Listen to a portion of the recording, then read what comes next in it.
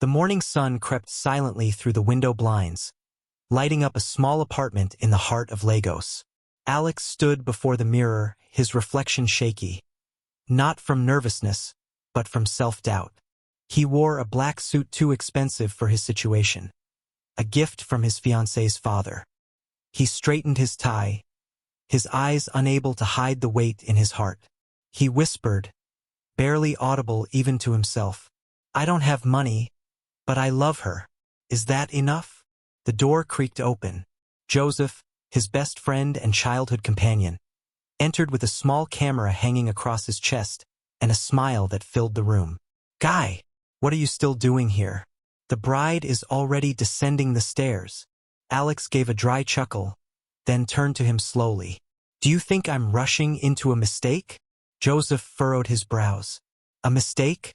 Bro, you're marrying the woman you love." Alex nodded, then spoke softly. "Yes, but love doesn't pay bills. Gloria's whole life is gold-spooned. Her father paid for everything, even this suit. I don't even have a job yet. What if I can't give her the life she's used to?" Joseph walked up to him, placed a firm hand on his shoulder, and said, "Listen, Alex, wealth doesn't define love. Heart does.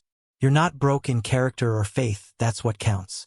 One day, you'll be the one giving out suits to others." Alex smiled faintly and exhaled deeply. "Amen." A knock at the door interrupted them. "Alex, the bride is ready," a voice called out from the hallway. Alex nodded and picked up the small black ring box. He followed Joseph out, whispering, "Today's either the beginning of a great story or a lesson I'll never forget." Below, the wedding venue glowed with elegance. White roses spilled out of vases, gold plates glinted under the soft lighting, and laughter filled the air. The music shifted to a slow instrumental as Gloria stepped into the hall. She was stunning. A white flowing dress wrapped her in elegance, and tiny diamonds glittered around her neckline. Her smile was perfect, but her eyes carried something else.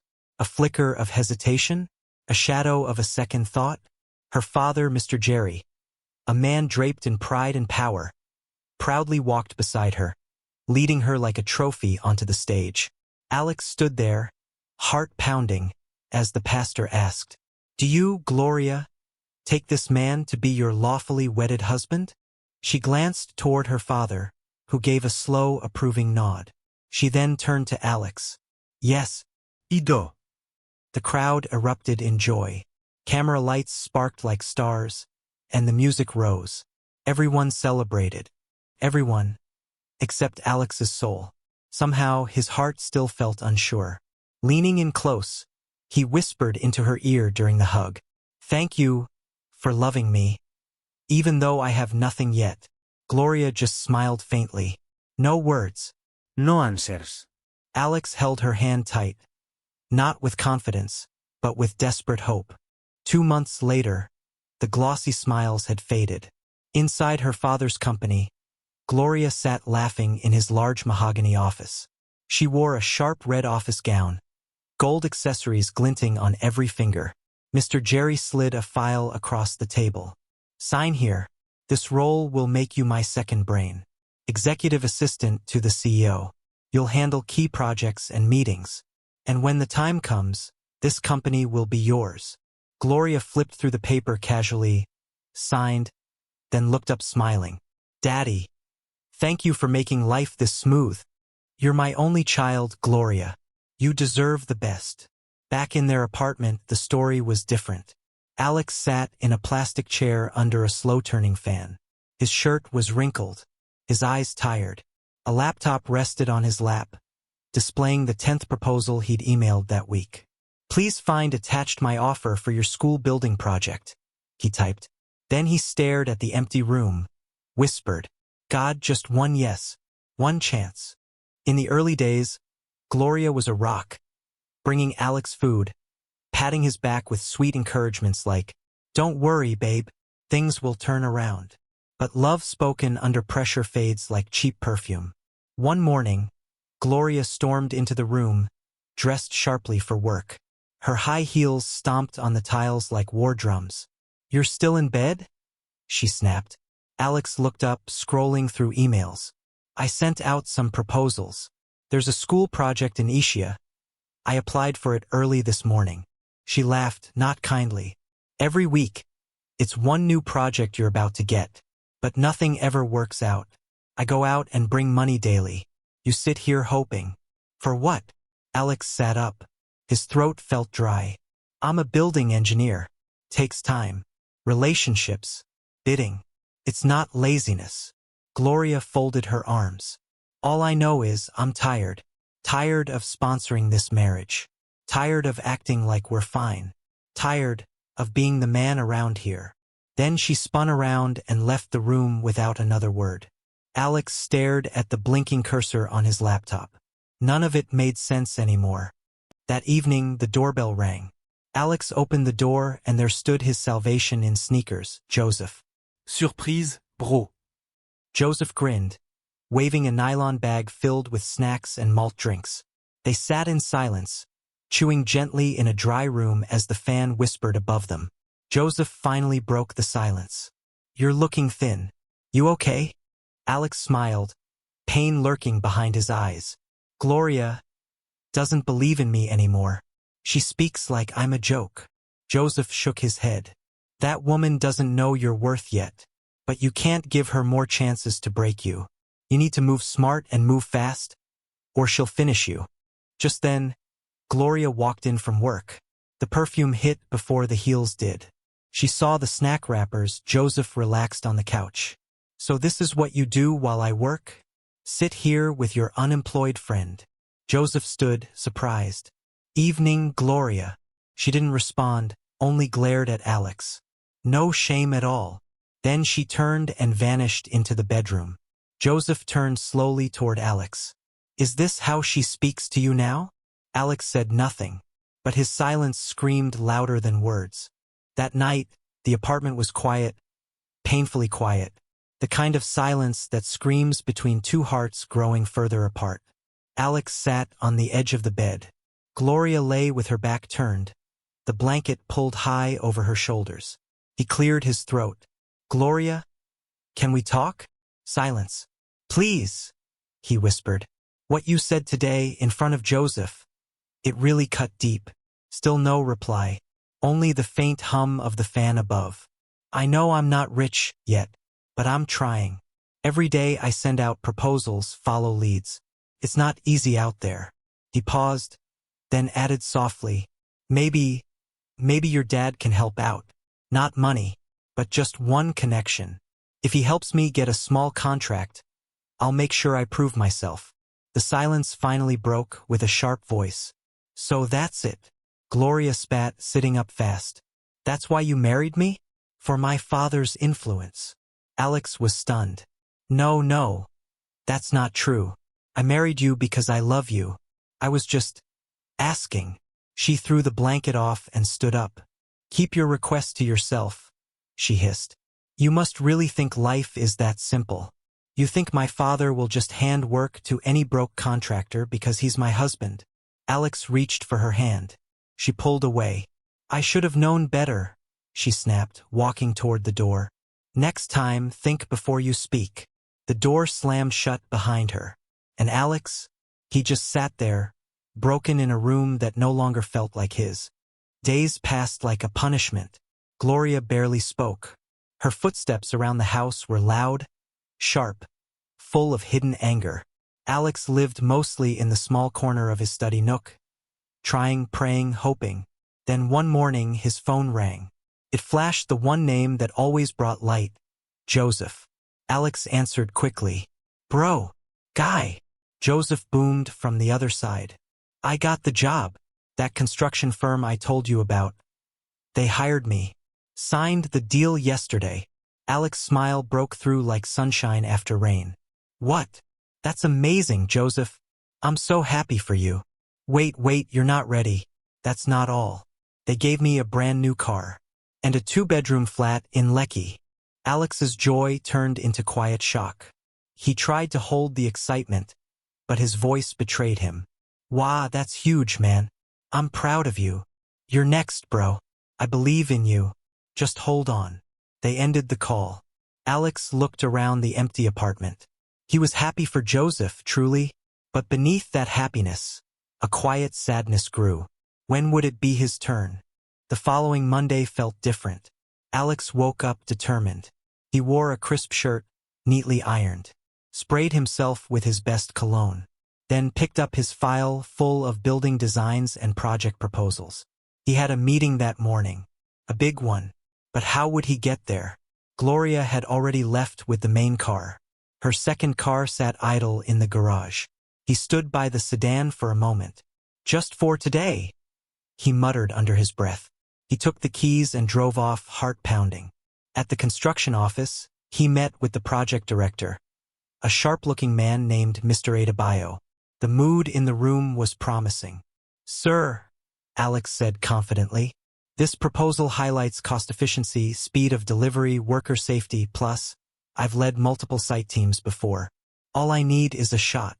Mr. Adebayo nodded. The pitch was going well. Then Alex's phone began to buzz. Gloria. He silenced it. Again Gloria. Again her name flashed. Adebayo raised an eyebrow. "Is everything all right?" "Yes, sir. Just my wife. It's fine." But the calls didn't stop. Again, and again. Alex began to sweat. Mr. Adebayo closed the file and stood. "This is a serious company. If calls can distract you now, what happens when you're managing a team?" "Sir, please, just 1 minute. I can explain." But the director pointed to the door. "Opportunity doesn't wait.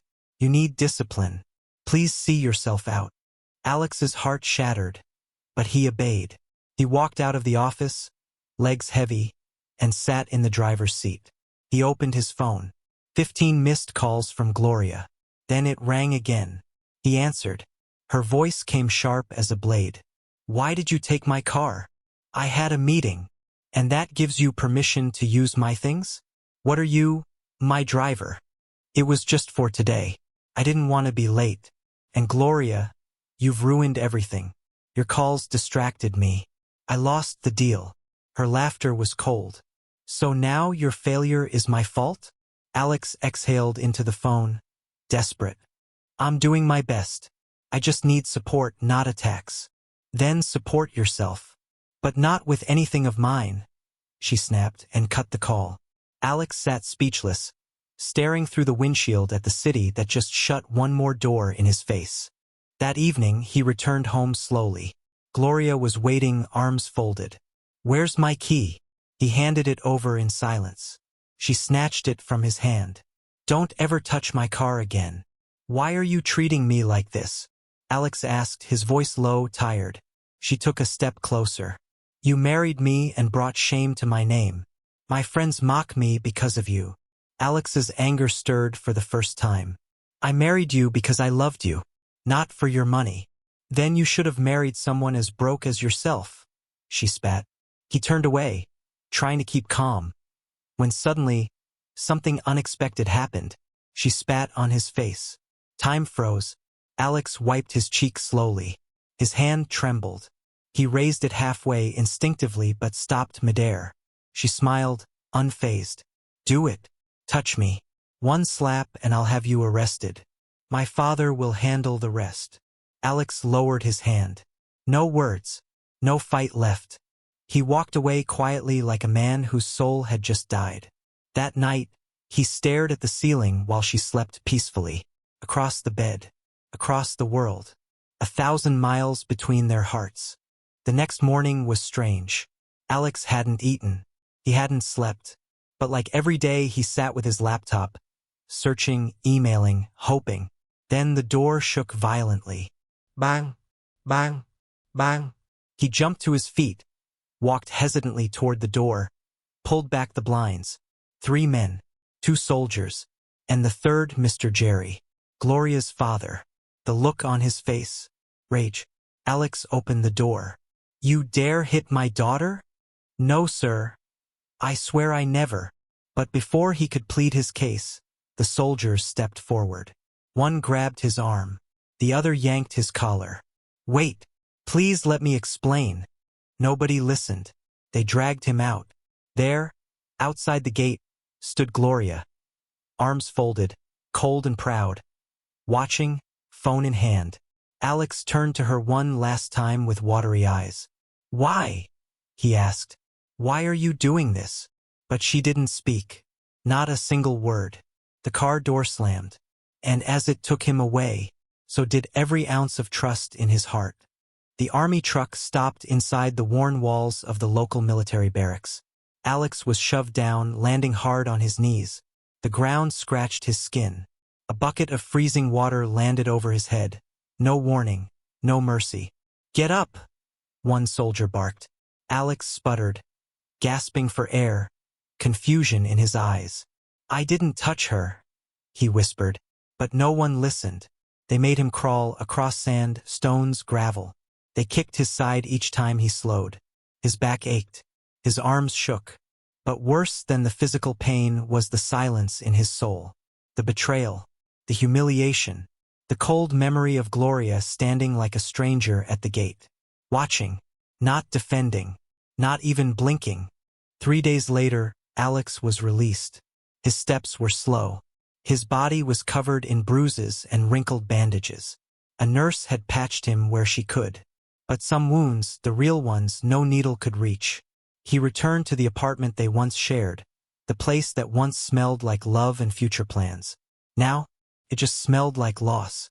Inside, Gloria sat on the couch, scrolling her phone. When he entered, she didn't flinch. Her legs were crossed, her lipstick flawless. Alex stood near the door, too weak to take another step. "Why?" he whispered. She didn't respond, so he moved closer, slow and broken. "Why did you lie to your father?" Gloria finally looked up. Her face didn't show guilt, regret, or sadness, only contempt. She tossed a white envelope onto the table with a flick of her hand. It landed near Alex's feet. "Sign that," she said coldly. "We're done. I want a divorce." Alex blinked. "You're serious?" "I want my peace back," she said. "And you need to leave. Today." He bent down, picked up the envelope. Inside, legal papers already signed by her. "You used to love me once," he muttered. "Now you can't even look at me." She didn't reply. He stood there hoping. Maybe she would change her mind. Maybe there were tears hiding behind her lashes. There were none. Just a new TV show loading on the screen. Alex went to the bedroom, what once was theirs, and packed his little bag. One shirt, one pair of trousers, few personal belongings. He paused beside the drawer. There laid gifts from her. A gold wristwatch, an expensive cologne, but he left them all behind. He wanted nothing that would chain him to this memory again. Before exiting, he turned. She didn't even glance in his direction. He muttered softly, "Goodbye, Gloria." Still no response. Just the hum of the TV. He walked out the door. The evening breeze hit his face, but even that felt heavy. He stood by the roadside, phone trembling in his hands, and dialed the one number that still felt like home. Joseph. When Joseph opened the door, he froze. "Alex, what happened to you?" Alex didn't answer right away. He just walked in, sat on the couch, and exhaled like he'd been holding his breath for weeks. Joseph sat beside him. "Talk to me. Bro, tell me everything." Alex's voice cracked. "I didn't touch her, Joseph. I didn't. But her father, he sent men. They humiliated me, dragged me like a thief." Joseph's fists clenched. Alex reached into his pocket and pulled out a folded paper. Divorce papers. Joseph read in silence, then looked at his brother in disbelief. "She just let you go like that?" Alex nodded slowly. "No goodbye, no explanation. Just sign and leave." Joseph placed his hand on Alex's shoulder. "You won't remain like this. You are not finished. You hear me?" Alex's eyes filled with tears. But for the first time in days, they weren't just tears of pain. They came with something else. Relief. Someone still believed in him. Back at the house he once called home, Gloria was alone. She wore a short red gown with wine in one hand and her phone in the other. Music played softly. No husband. No questions. No responsibilities. She sipped slowly and laughed to herself. Good riddance. She scrolled through pictures on her phone. Parties, vacations, selfies. Who needs a man that brings shame? She leaned back proudly. But for all her proud smiles, her face looked like someone trying to convince themselves they'd won, when deep down, they were already starting to lose. Over the next few weeks, Joseph became more than a friend. He was Alex's rock. He gave him a room, encouragement, silence when needed, laughter over malt when emotions ran too deep. Every morning, Alex woke early, back to the laptop, scrolling, searching, proposals sent, firms contacted. Most didn't reply. Some gave promises. None delivered. His bank account was empty. His wardrobe was nearly empty too, washed, recycled, repeated. But his heart, still beating, faint but alive. One night, after Joseph went to sleep, Alex knelt down on the cold floor and whispered, "God, I'm not asking for millions. Just one shot, one job, one moment, to prove I'm not a failure."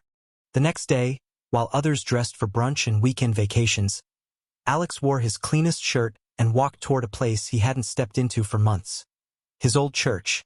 He stood outside Father John's office for a few moments, then knocked gently. The pastor looked up and smiled in surprise. "Alex, my son, it's been long. How are you?"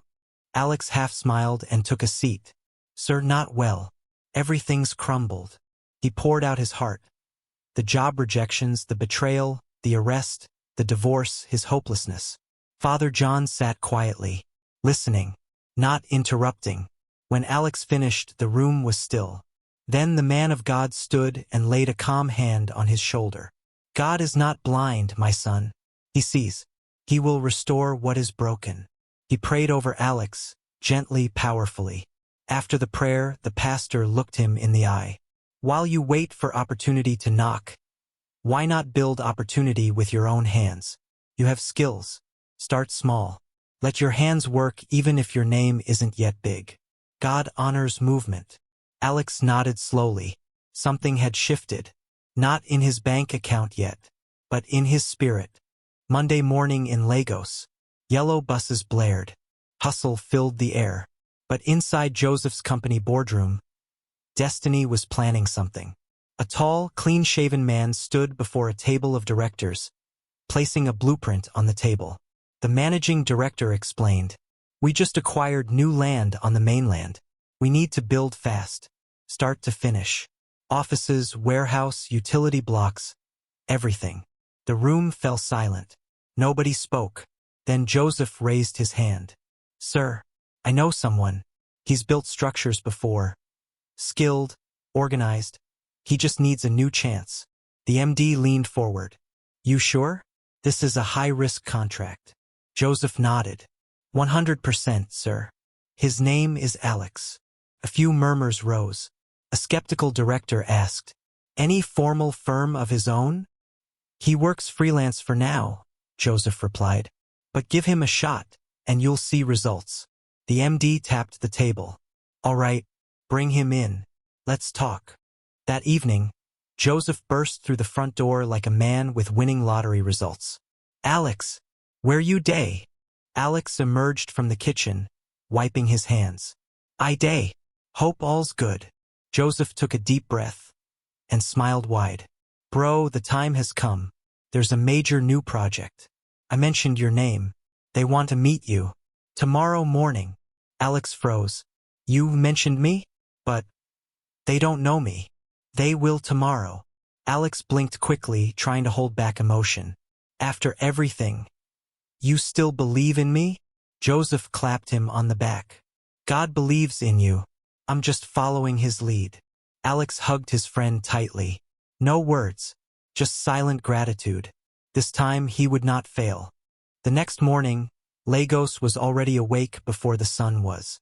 Alex stood in front of a mirror. He wore a simple clean shirt and dark trousers. No designer labels. No fancy watch, just dignity sewn in every fiber. He picked up his file, the same worn folder he had carried to countless offices.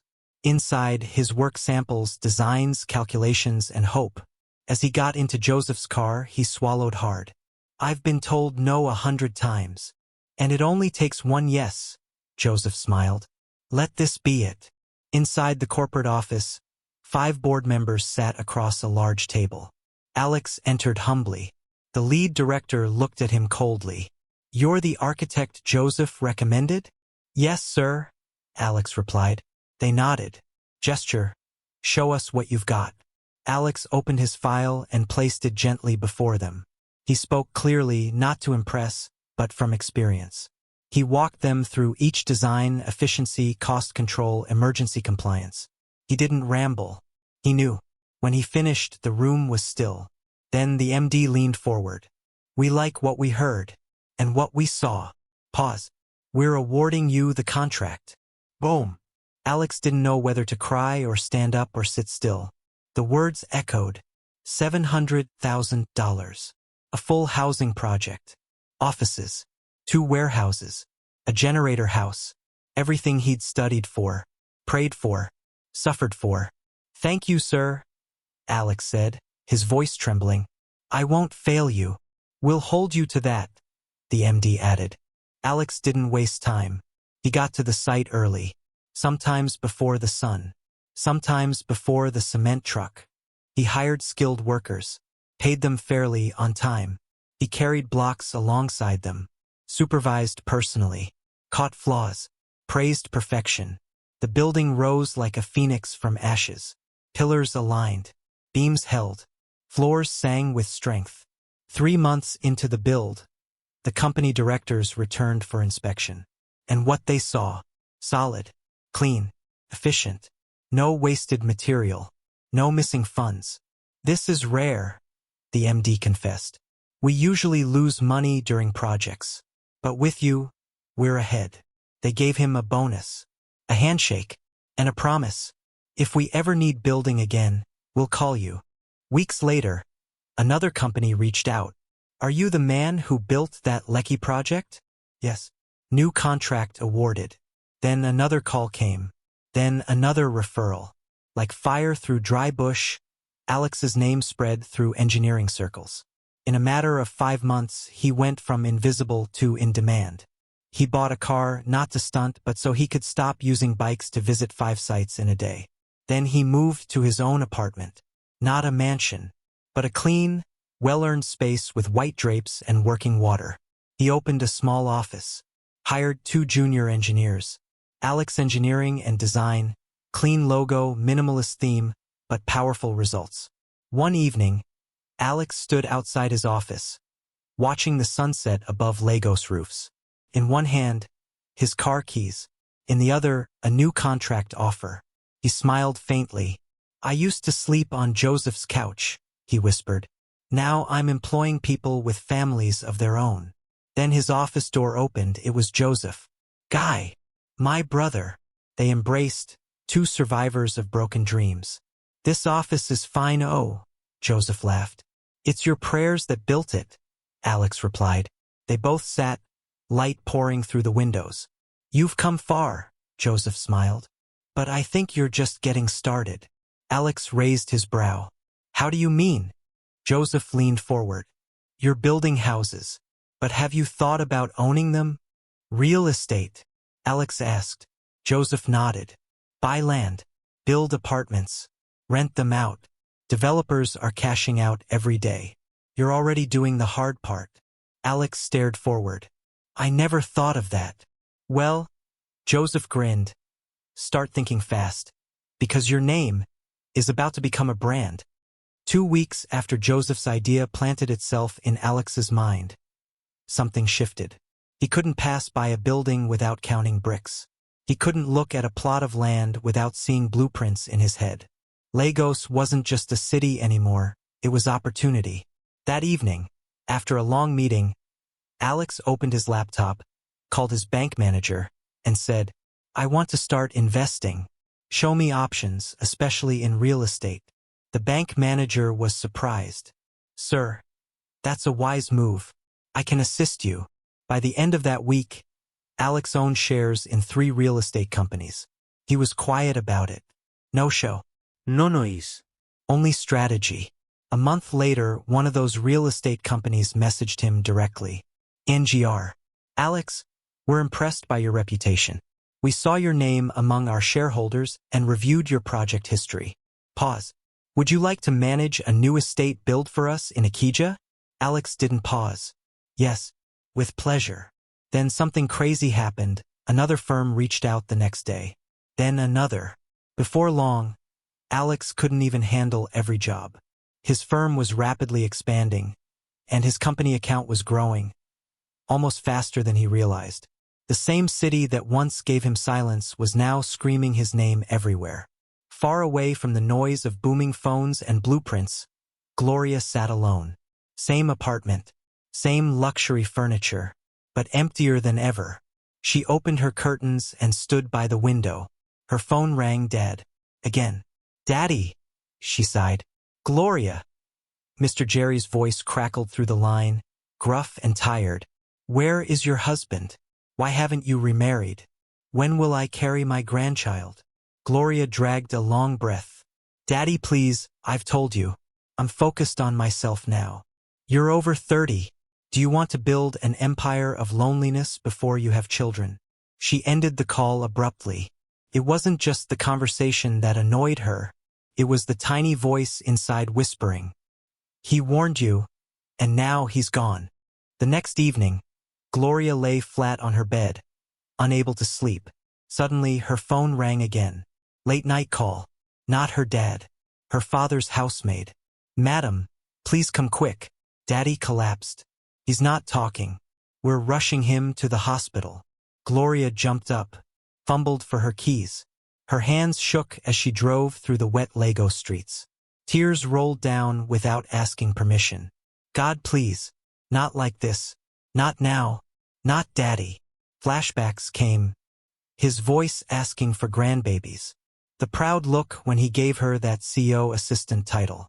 The wedding day he nodded when she said, "Yes." Within 30 minutes, she reached the hospital. Her car was parked recklessly. She ran inside barefoot. "Please, where is Mr. Jerry?" "My father?" she pleaded at the desk. A nurse asked her to wait. Just then, a doctor walked out slowly. His face said everything. "Are you his daughter?" "Yes." "I'm sorry. He didn't make it." The words sounded like they were spoken underwater. Gloria collapsed to the floor. The rest of the world disappeared into static. There were no more calls to end. No more fathers to fight with. Only silence. Mr. Jerry's funeral was massive. Flowers everywhere. Black clothes, tributes and speeches. But Gloria? She heard none of it. Her eyes stared blankly at his coffin like a stone. She had lost everything that made her feel stable. After the burial, she returned to her father's mansion, the same one decorated with marble tiles and chandeliers.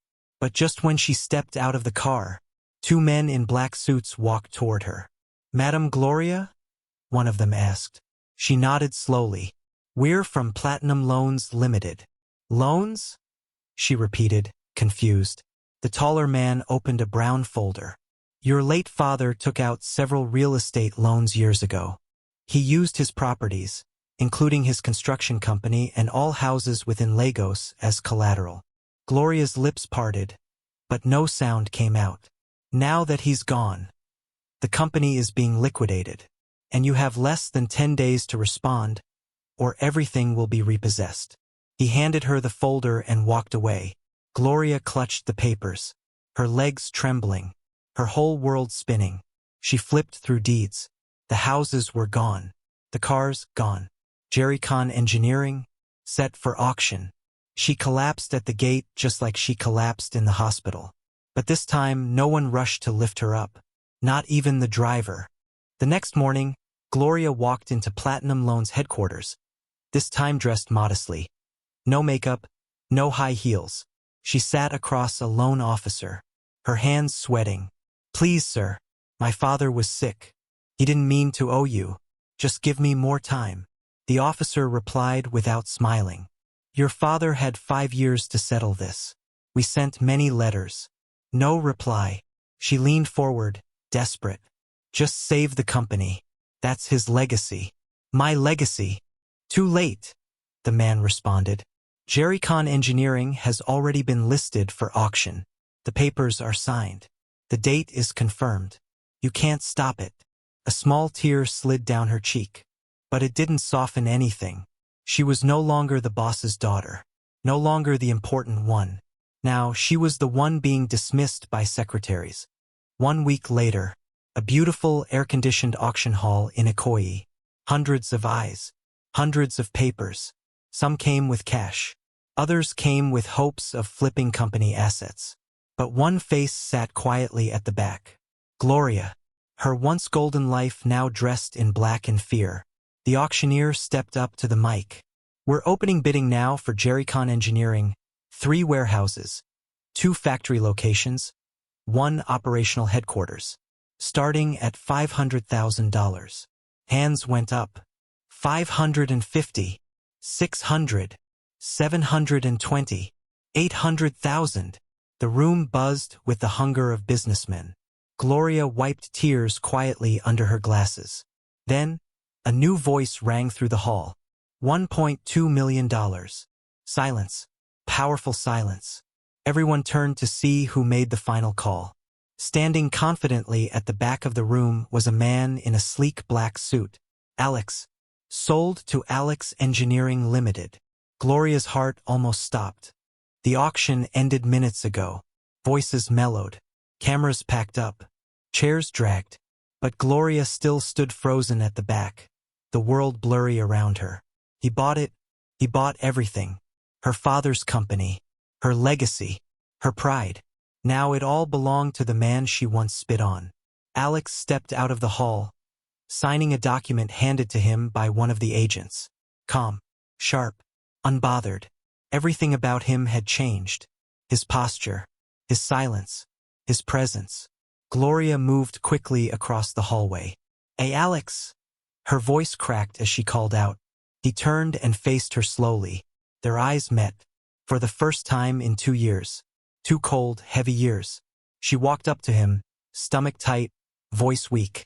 You bought my father's company? Yes, he replied, emotionless. Why? She whispered. Why would you do that? After everything? He sighed quietly, weighing his words before speaking. Because I could. Alex looked her in the eyes. Not angrily, not spitefully. Almost sadly. Your father hated me. He had me arrested. He looked at me like filth. I didn't ask for that, Gloria interrupted quickly. But you allowed it, he said quietly. A pause. The air between them felt heavier than before. I didn't come back for revenge, Alex continued. No, Gloria. That's not the man I became. He shook his head. I saw Jerrycon Engineering about to be auctioned. A strong company built by your father but torn apart by debt. I realized I had the power to save it. He paused again, letting the weight of every word land in her chest. But I won't lie, still feels strange. The last time I stood before you, you said I was a nobody. Gloria looked down. The glitter in her earrings didn't match the shadow in her heart. I'm sorry. Her voice was barely audible. Alex raised his brow slightly. Sorry for what? For everything. For how I treated you. For not believing in you when you needed me to. I was blind, Alex. I didn't know life would turn like this. He nodded slowly. Nobody ever does. Another silence. I thought success came only from rich parents, connections and titles. She added, trying to steady her voice. Alex stepped back slightly, folding the document and tucking it inside his leather folder. It doesn't. Comes from pain. From hunger. From faith. From years of trying when no one believes in you. Gloria's lips trembled. I made a mistake. He looked at her. Yes, you did. No yelling. No insults. No lie. Just truth. Can we talk? We are talking, he replied, flat. Gloria hesitated, reaching for something that wasn't there anymore. I mean, really talk. Maybe meet one evening, have coffee. Just to catch up. I miss hearing your voice. Alex's expression didn't change. I forgave you a long time ago, Gloria, but I've also moved far. Too far to turn around. He looked into her eyes, his tone final but not cruel. You didn't just throw a man out. You threw out a whole future. You gave it to someone else. And I carried that wound for so long. But now that I'm healed, there's no more space for the past. Tears filled her eyes. I'm still alone, she whispered. So was I, Alex replied. But I didn't use that as a weapon. He turned, walked toward the black SUV waiting at the parking lot. When he opened the door, he looked back for one last sentence. You taught me what not to become, and I thank you for that. Good luck. The car pulled away, and Gloria stood on the roadside, alone once again, this time permanently. Now, the one who once had everything needed help. The one who used to demand respect, now couldn't earn it. Gloria lost the company, lost the status, and quietly, she was also losing her mind. She went back to her father's empty house, the only one not claimed in the loan. Bills stacked. Fridge empty. She considered applying for jobs. But employers knew her only as Mr. Jerry's entitled daughter, not for her talent. There were no offers, and no hands reaching out this time. Just silence. Back on the other side of town, Alex sat inside his spacious office. Modern furniture, team working just outside, a wall filled with awards and photos. Behind him hung the framed title deed of Jerrycon Engineering. He had renamed it Phoenix Structures, Inc. Rebuild whatever is broken. A mantra, not just for buildings, but for himself. He looked around and whispered, We've come far, old friend. Just then, his new assistant knocked. Sir, another proposal came in. Someone wants you to manage a rehabilitation center project in Abuja. Alex smiled. Send me the brief. He stood up to look out the window. It was raining, but the city looked alive. No more poverty. No more pretending. No more begging for someone to believe in him. He did it. He became who he was meant to be. Not to spite anyone, but because he refused to stay buried, even when the world threw soil on his name. 2 months after acquiring the company, Alex sat at his desk going through employee applications. His assistant knocked. Sir. A young man's been at the gate since morning. His name is Ibrahim. Says he's an intern, fresh graduate. No formal experience. He's begging for just 10 minutes. Alex paused. He looked out the window briefly and smiled. Let him in. Ibrahim walked in 10 minutes later. Shirt tucked in, shoes dusty, holding a brown paper folder. He looked scared, nervous, desperate, just like someone else once did. Alex reached for the chair opposite his desk. Seat. Ibrahim sat carefully. Sir, I've heard about your story, what you built. I just want to learn. I don't want salary right now. I just need someone to believe in me. There was a long pause. Then Alex extended his hand. You start on Monday. Ibrahim's eyes widened. Sir, you trust me? Alex smiled faintly. I see something in you. The same thing someone once saw in me. One day, a prestigious investor forum sent an official invite to Alex. A major public event to honor Africa's rising entrepreneurs. Media houses would be present. Business leaders. Industry giants. He was the opening keynote speaker. Joseph called the minute he saw the flyer online. Guy, your life is a Netflix movie. Alex laughed. Only difference is this one is real. The event was massive. Golden lights, paparazzi, suits and microphones. Alex stepped to the podium calmly, confidently.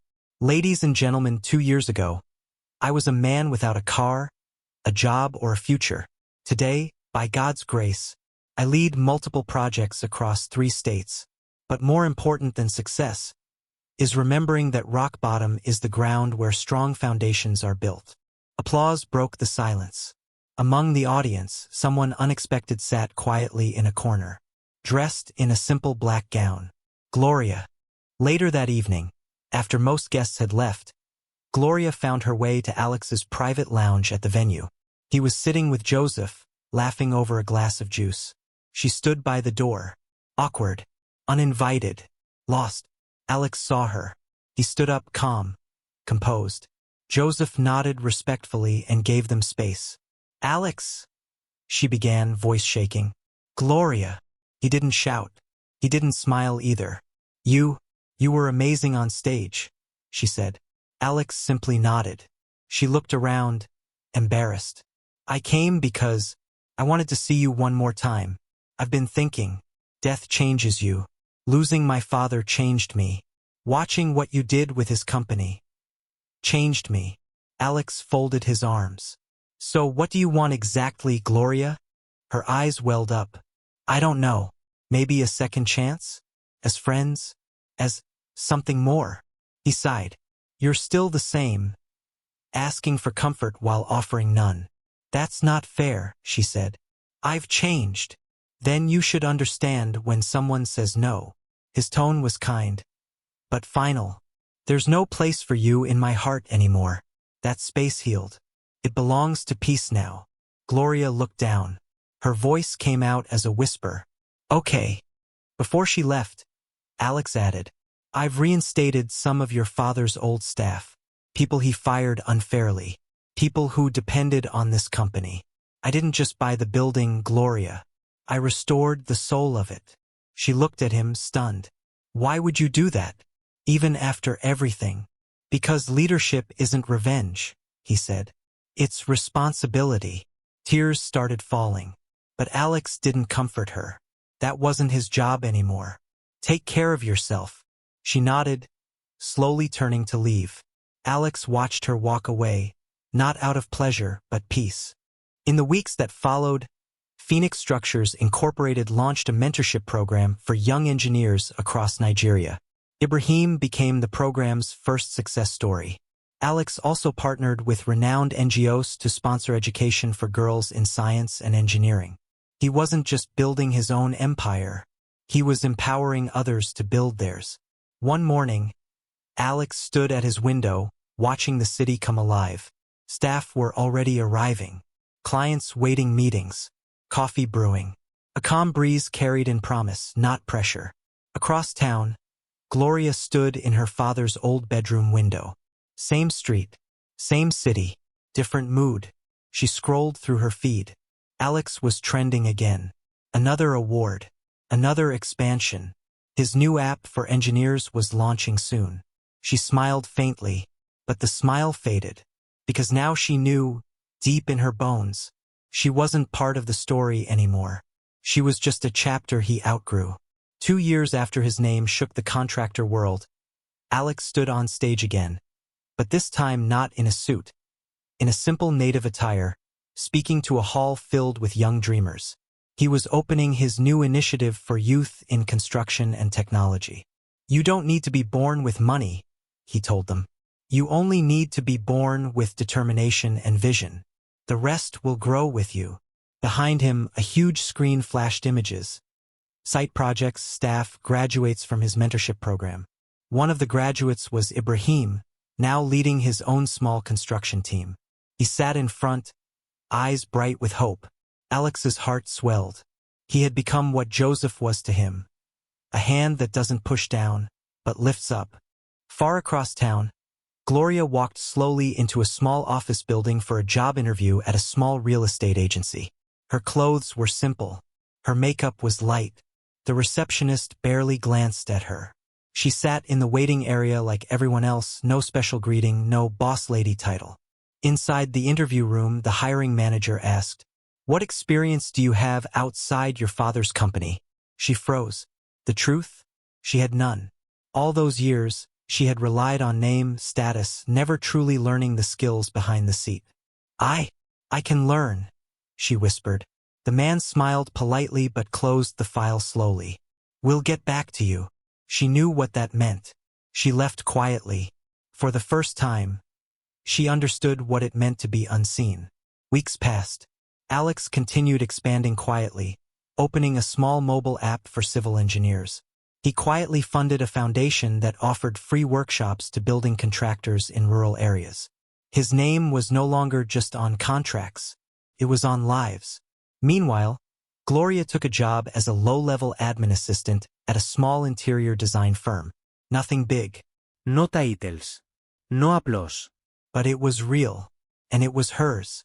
In between signing client slips and answering phones, she often paused and thought, maybe this is how Alex had felt every day back then.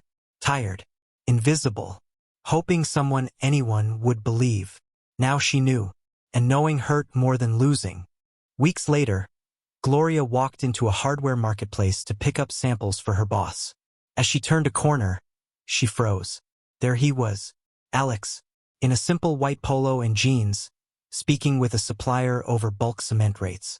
He hadn't seen her. She stepped back, quiet. She didn't want him to see her like this, not because she hadn't healed, but because now she truly respected who he had become. She whispered to herself, that man was always gold. I just didn't look past the dust. Then she turned and gently walked the other way. That evening, Alex sat on his balcony watching the sunset. His phone buzzed. It was a message from an unknown number. I saw you today. You didn't see me, but I saw the man I should have stood beside. I'm proud of you. Gee. Alex read the message. He didn't reply. He just stared into the horizon, more peaceful than ever. Some messages don't need answers. Some wounds don't need reopening. And some stories are better left closed. Sometimes, life plays in seasons. In one season, you're ignored. In another, you're celebrated. But what matters is this. Don't stop planting just because the rain hasn't come yet. Alex never stopped planting. Even when the world laughed. Even when the woman he loved spat in his face. He rose anyway, because your value is never in people. It's in your purpose. What part of this story touched you the most? Was it when Alex lost everything but still held his faith? Was it when he forgave the betrayal instead of seeking revenge? Or was it when Gloria realized she had thrown away a treasure to chase appearances? Lose know in the comments. Your story might help someone heal. And if you feel broken now, remember, the same stone rejected today might build an empire tomorrow. So don't quit. Don't change for love. Don't wait for applause. Just keep building. Story by Afrotales, narrated for YouTube. Subscribe for more African emotional short stories and real-life inspired drama.